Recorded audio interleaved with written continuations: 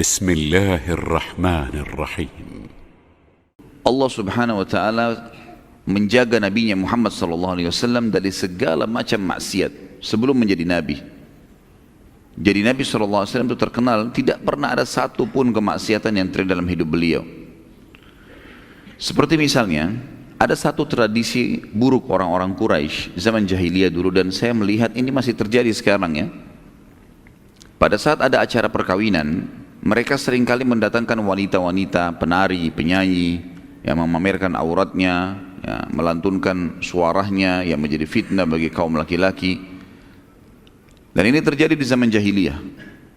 Bahkan penyanyi-penyanyi dan penari itu menjadi orang-orang yang sangat kaya karena dibayar mahal.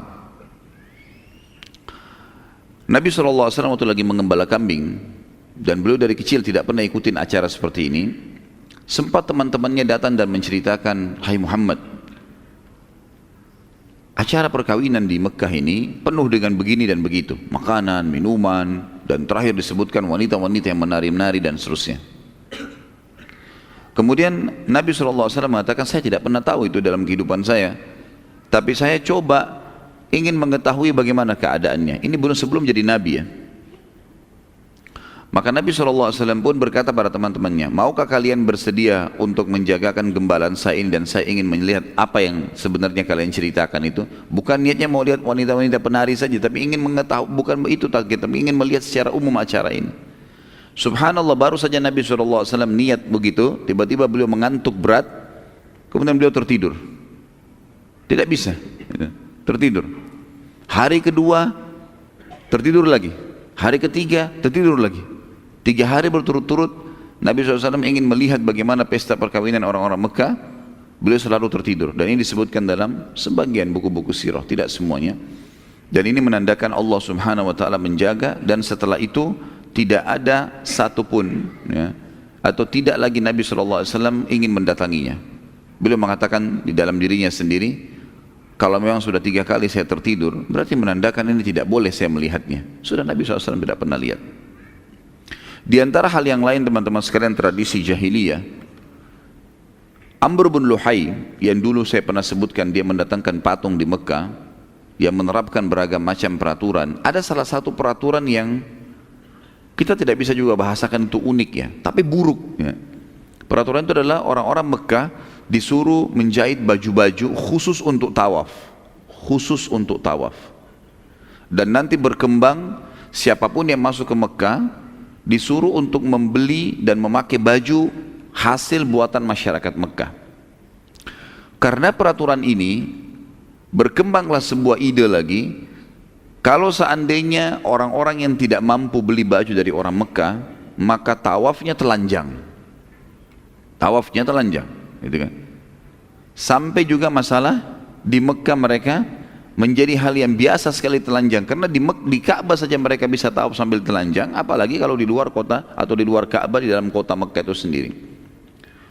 Baginda Nabi SAW tidak pernah melakukan tawaf di saat lagi ada orang-orang yang seperti ini. Dari zaman beliau sebelum dinobatkan menjadi Nabi, beliau tidak pernah secara khusus melakukan perbuatan-perbuatan tersebut, dan ini disebutkan oleh para ahli sejarah. Dan perlu teman-teman tahu, tawaf telanjang di Mekah ini terjadi sampai tahun 9 Hijriah. Sampai Nabi SAW membebaskan kota Mekah, barulah beliau mengutus Abu Bakar setelah penaklukan kota Mekah, bahwasanya tidak boleh lagi ada patung di Mekah, dihancurkan di Mekah, seluruh Mekah terutama dekat Ka'bah. Setelah Nabi SAW hancurkan 360 sekian patung, kemudian juga tidak boleh lagi ada yang tawaf telanjang di sana. Dan Nabi SAW sama sekali tidak pernah menyaksikan hal tersebut. Sampai tradisi kaum laki-laki di Mekah dulu teman-teman sekalian, kalau pakai baju itu menggunakan izar tanpa rida. Izar itu maksudnya bagian bawah, kayak kita sarung atau celana. Dan bagian atas mereka tidak pakai baju biasanya. Artinya kebanyakan tradisi orang seperti itu.